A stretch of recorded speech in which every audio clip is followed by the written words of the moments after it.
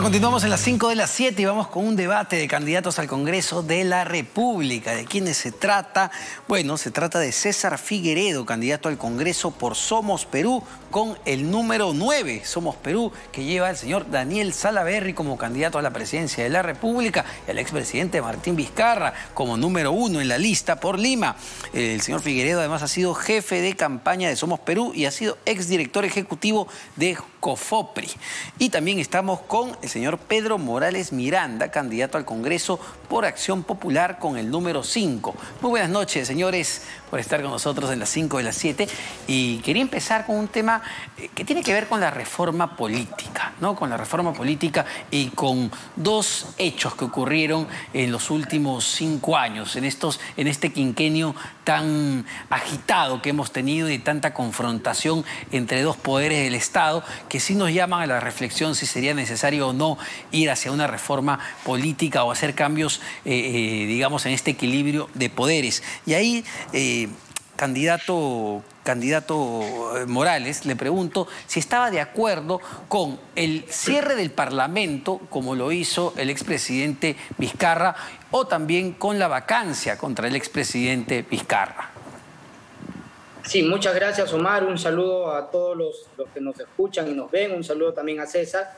Yo estoy de acuerdo con el cierre del Congreso. No, en principio porque yo soy abogado, especialista en Derecho Constitucional, y tengo que decir que en la Constitución no existe una negación fáctica de la confianza. Y el señor Vizcarra lo que hizo fue poner un proyecto de ley a pedido, ¿no?, para que se le dé el voto de confianza, y el Congreso, además de que ya le había otorgado el voto de confianza, el señor Vizcarra inventó esta figura de la negación fáctica de la confianza y cerró un Congreso que, a mi modo de ver, fue inconstitucional. En segundo término, si estaba de acuerdo o no con la vacancia presidencial, pues vamos a separarlo en dos capítulos. El tema constitucional legal, donde sí fue bien llevado, donde se respetaron los preceptos constitucionales, porque te dice la Constitución, a falta de vicepresidentes, asume el presidente del Congreso. Ese proceso de vacancia fue llevado con la Constitución, de acuerdo a los artículos y con los artículos correspondientes del reglamento. Hubo un debido proceso. Entonces fue legal, fue constitucional. Ahora, el momento político, que es el otro tema, yo creo que no fue el correcto, porque no tenía, primero, la aprobación popular, y segundo, no era el momento político adecuado porque no se tenía el escenario para vacar al señor Vizcarra. La población todavía no era consciente de lo que significaba el señor Vizcarra en la presidencia y de los muchos actos que hoy día hemos conocido que ha cometido, ¿no? Como el tema de la vacuna a espalda, los hospitales, las tablets, salir en una foto con el señor Camayo. Yo creo que la presidencia del señor Vizcarra no aguantaba más. Sin embargo, en ese momento de la vacancia no había pues este escenario, no se conocían estas pruebas, por lo tanto era muy complicado. Pero en el tema legal constitucional sí fue bien llevado. Sí, sí le pareció adecuado, perfecto. Candidato Figueredo, en la misma línea, ¿no? Ambos hechos que de alguna manera pues han representado una especie de trauma a nivel nacional. El cierre de un parlamento, un poder del Estado, y la vacancia de un presidente de la República. ¿Fue legal? ¿Fue constitucional? Sobre todo enfocarnos en eso, porque de esa pregunta uno también se empieza a cuestionar si es necesario poner candados adicionales o hacer ciertas modificaciones a la Constitución. Buenas noches, Omar. Un saludo a Pedro también. Mira, en derecho hay dos cosas que siempre vienen a colación cuando uno trata de establecer hechos políticos como estos, que es la legitimidad y la legalidad. Respecto del cierre del Congreso, creo que la legitimidad y la legalidad han sido absolutamente, no están en cuestión. Primero porque la legalidad ya fue establecida por el propio Tribunal Constitucional y la legitimidad es la que la dio la calle. Creo que el 90% en ese momento estaba de acuerdo con el cierre del Congreso. Entonces eso es lo que se llama como una figura perfecta.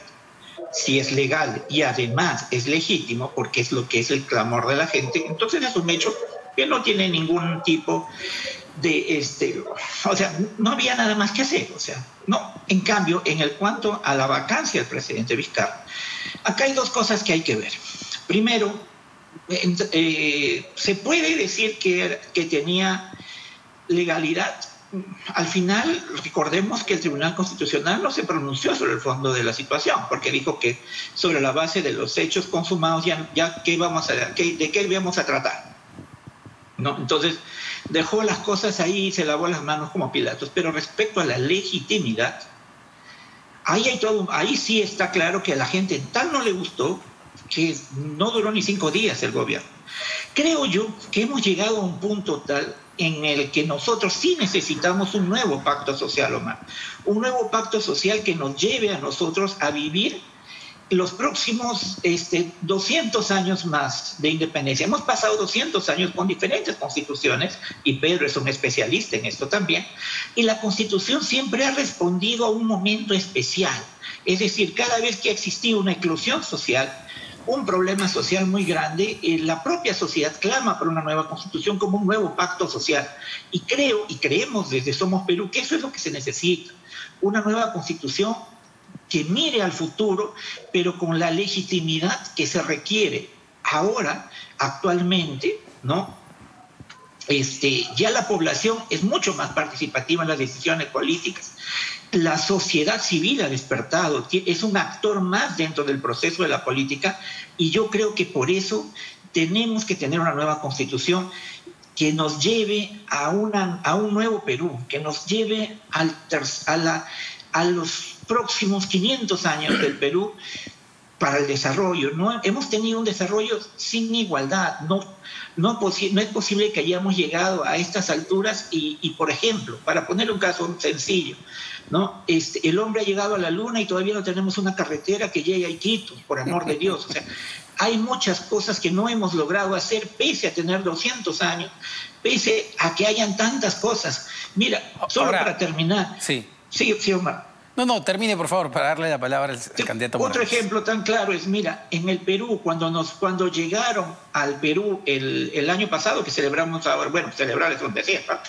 Es un eufemismo, pero digamos, ahora que se cumple un año de que tenemos la pandemia, en el Perú había más casas de playa que camas UCI, ¿no?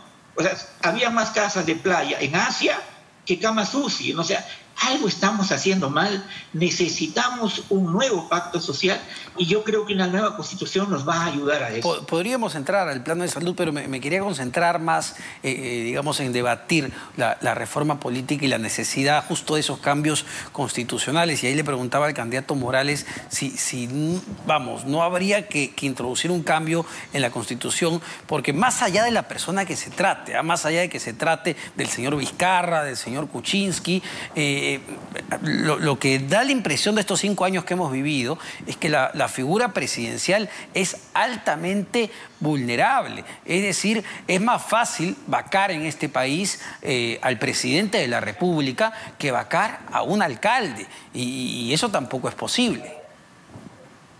Sí, Omar. Yo quería referirme, antes de que se me vaya la idea, al tema de legalidad y legitimidad. Por favor. Obviamente que el congresista tiene legitimidad, porque cuando tú eliges a un congresista, lo estás eligiendo para que sea parte de ese poder del Estado con todas sus prerrogativas. Y una de las prerrogativas es asumir la presidencia de la mesa del Congreso, y eso también te da la legitimidad para ser presidente transitorio cuando no haya presidente y vicepresidente. Entonces, la legitimidad y la legalidad creo yo que van de la mano, por un lado. Segundo... Pero ahí, perdóneme para no perdernos de eso, ¿no? Entiendo digamos, la idea, pero ¿dónde dejamos también, a ver, no quiero sonar mal, pero ¿dónde dejamos a la población? ¿Dónde dejamos a la calle? Claramente el régimen del señor Merino no tenía la legitimidad popular, si no el señor no hubiese renunciado.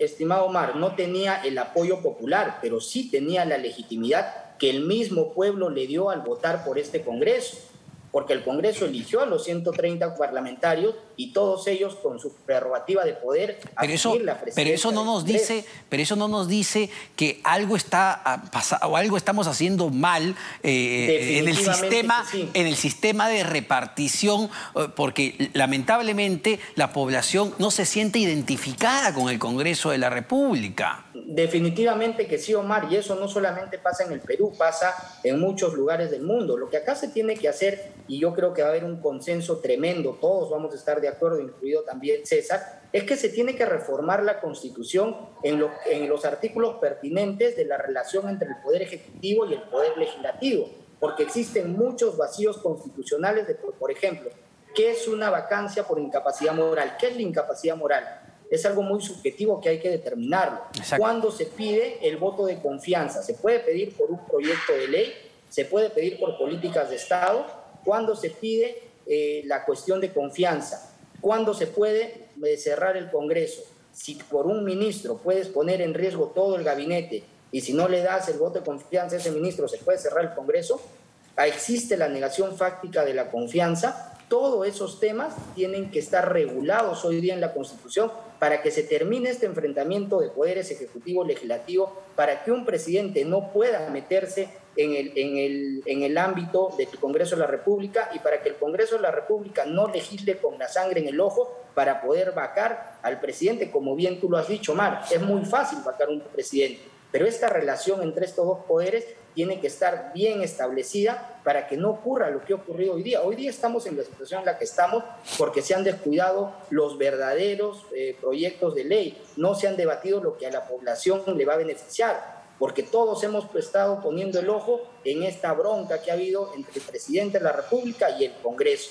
En estos 5 años hemos perdido tanto tiempo en estos enfrentamientos y no nos hemos dado cuenta que lo necesario es reformar estos artículos de la Constitución. Ahora bien, si necesitamos hacer reformas urgentes, ya tenemos una ley, la ley 27.600, estimado Omar, que te permite reformar la Constitución de 1993 en base a la Constitución del 79. Es decir, ¿necesitamos un pacto social? Sí. ¿Necesitamos reformar la Constitución? Sí. El problema es cómo. Si vamos a ir a una elección de una asamblea constituyente democrática y con todo lo que ello implica para hacer una nueva Constitución, o usamos esta ley que está vigente y empezamos a cambiar la Constitución del 93 en base a la del 79, dejando algunas cosas que para mí son importantes, como la Defensoría del Pueblo, el Tribunal Constitucional, el INDECOPI, los organismos supervisores, ¿no? Pero si necesitamos hacer reformas urgentes, como es la relación entre Ejecutivo y Legislativo, lo podemos empezar a hacer hoy día mismo.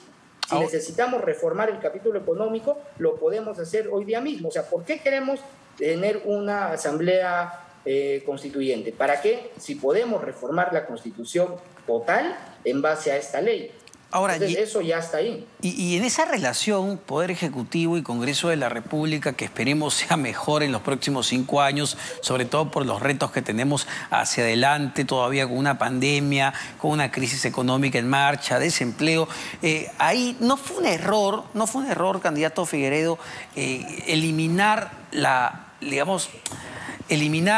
la reelección congresal. Entiendo, en su momento fue una jugada bastante audaz del expresidente Martín Vizcarra, llamar a la población a un referéndum, que la gente vote, y claro, la gente estaba molesta, estaba fastidiada con el Parlamento, un Parlamento desprestigiado, como bien dice el candidato Morales, en todo el mundo los congresos de la República no gozan de popularidad, y la gente decidió votar a favor de la no reelección de congresistas, pero esto no le hace más daño a la institución. Lo digo porque ¿cuál es el incentivo que van a tener los parlamentarios para ser reelegidos, para portarse bien?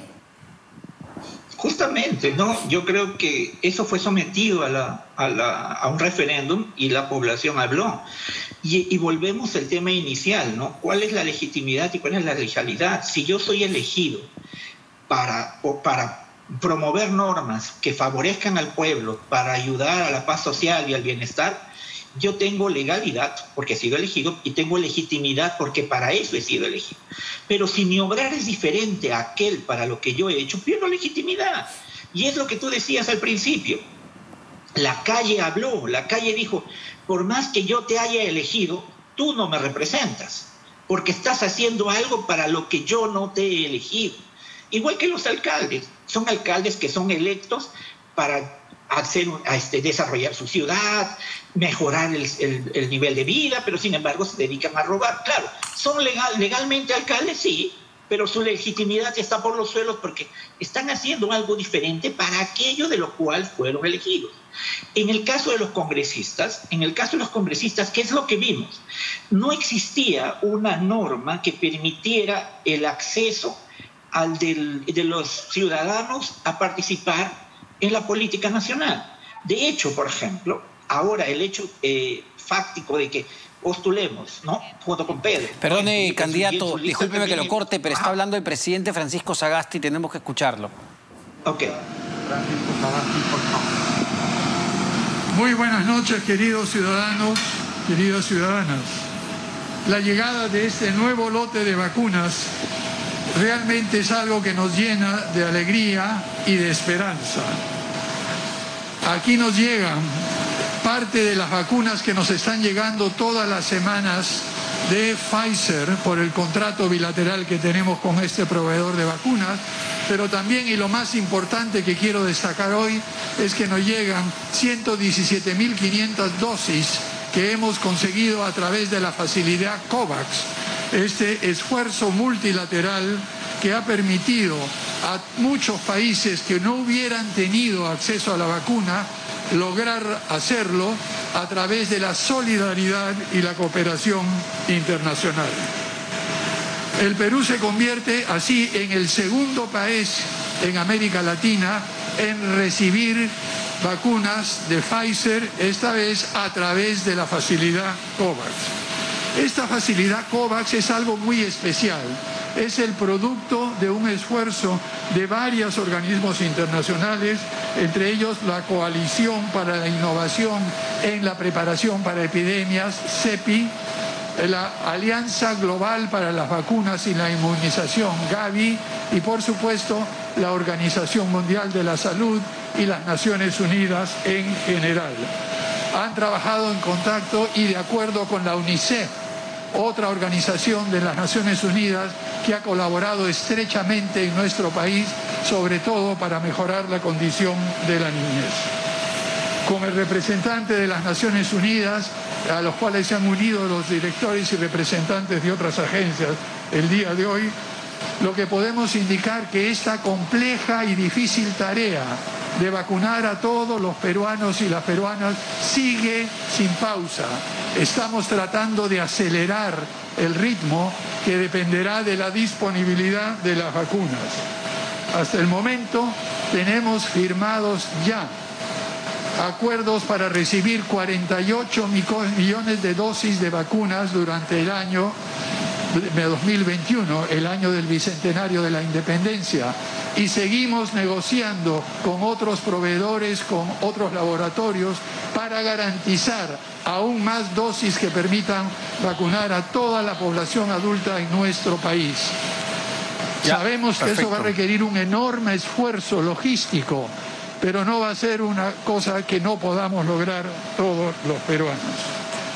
Esta llegada, el día de hoy, estas vacunas que vemos detrás de nosotros, son una señal muy clara que durante las próximas semanas continuaremos trabajando para garantizar el acceso a la vacuna a todos los peruanos. Esto demuestra una vez más, y quisiera repetir, la importancia del trabajo conjunto y la solidaridad. La facilidad COVAX tiene 3 tipos de países. Los países que donan, ricos que donan vacunas o que donan recursos financieros, los países intermedios de ingresos intermedios como nosotros, que compramos vacunas a través de ellos y también contribuimos solidariamente a que países que no tienen recursos puedan tener accesos a ellos. Y por último, países que de ninguna manera, dado a su pobreza, sus niveles de ingreso muy bajos, no hubieran podido tener acceso a las vacunas si no fuera por esta facilidad. La pandemia es algo que nos azota a todos los seres humanos y la solidaridad es un atributo sumamente importante en tiempos difíciles como estos.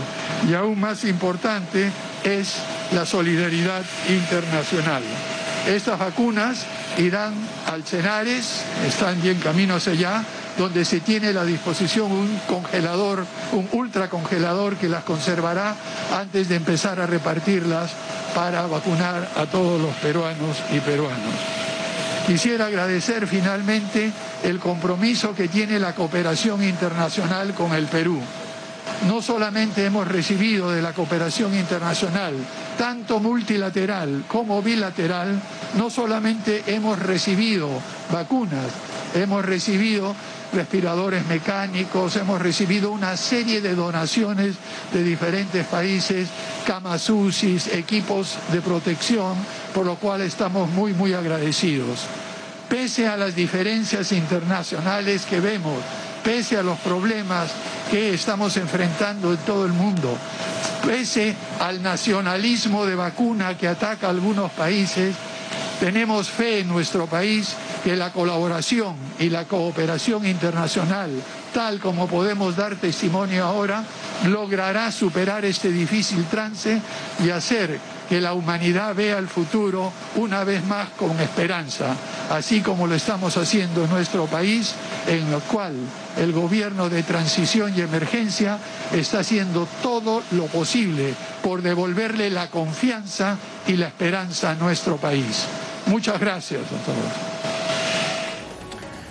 Bueno, escuchábamos ahí al presidente Francisco Sagasti en esta llegada de un lote de 117.000 dosis de vacunas de Pfizer-BioNTech a través del mecanismo de COVAX Facility y además, aparte va a estar llegando semanalmente un lote de 50.000 dosis de Pfizer también, pero ya de una manera directa con el propio laboratorio. Estábamos conversando, lo corté abruptamente al candidato Figueredo, pero para, digamos, algunas reacciones adicionales de ambos candidatos sobre los comentarios del presidente Francisco Sagasti, sobre todo algo que le escuchaba o lo leía al expresidente Martín Vizcarra decir que el presidente Sagasti ha roto la neutralidad electoral, porque en una entrevista con Perú 21 dijo que Martín Vizcarra decepcionó a todos.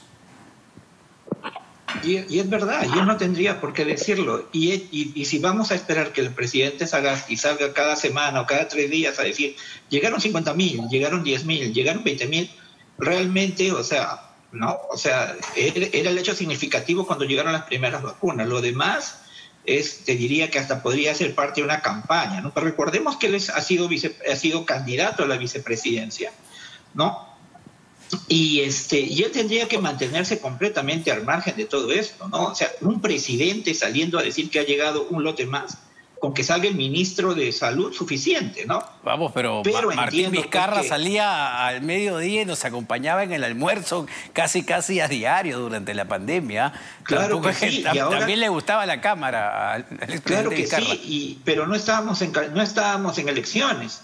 Y Vizcarra ni siquiera tenía partido, ¿no? Él ni siquiera tuvo candidatos ni a este Congreso que está por fenecer, ni a las elecciones de los regionales, ni a los alcaldes. Él no ha tenido candidato, pero ni a la PAFA de su hijo, ¿no? O sea, y él podía salir a hablar con toda la tranquilidad del mundo porque no estábamos en campaña y él no era un candidato frustrado como el presidente Sagasti, ¿no es cierto? Que parecería que sigue en campaña porque está tratando de ayudar al señor Guzmán, que dicho sea de paso está pues cada día peor, ¿no es cierto? A ver, vamos Yo creo que la mejor muestra de la ineptitud del Partido Morado es la que vivimos actualmente, ¿no? En vez de salir a hablar y decir, mira, sale y dice, tenemos más camas UCI. Por favor, vamos a escuchar al candidato Morales, sí, a ver si opina lo mismo. Si cree en principio que hay una afectación a la neutralidad electoral en esta entrevista, donde lo que dice es que, bueno, que el expresidente Vizcarra decepcionó a todos, y si también cree que hay una ineptitud en este momento de este gobierno del presidente Sagasti, un gobierno además de emergencia y de transición. Sí, bueno. Yo tengo que decirle a César con mucha cordialidad, además, que es sorprendente sus comentarios, porque ¿qué es peor? Que salga el señor Sagasti a anunciar, estimado César, que se ha conseguido los 48 millones de dosis, o que salga el señor Vizcarra todos los medios días, tipo a Loguicela, a decir que ya tenía las vacunas, que ya había los hospitales, y como que no es un candidato frustrado. Él ya quería postular al Congreso. pero tenía el plan de si me va acá, me voy a postular al Congreso. Y mira tú, lo que has dicho es muy importante, César. Un señor que no tiene partido, un señor que te miente en la cara, que sale a decir que ya tiene las vacunas, un señor que se vacuna a espaldas de la población.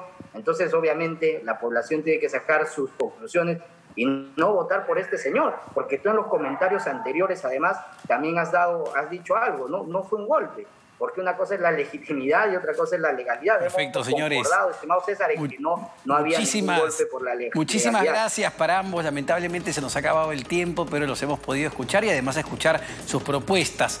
Siempre repito el nombre de los candidatos para que lo tengan en mente. Hemos conversado con el candidato César Figueredo, candidato al Congreso por Somos Perú con el número 9, y con el candidato Pedro Morales Miranda, que va por Acción Popular con el número 5. Se nos fue el tiempo. A las 5 y a las 7, no se despeguen de la programación de RPP Televisión, que ya viene Tatiana Alemán con las claves del día. Muy buenas noches, señores y señoras.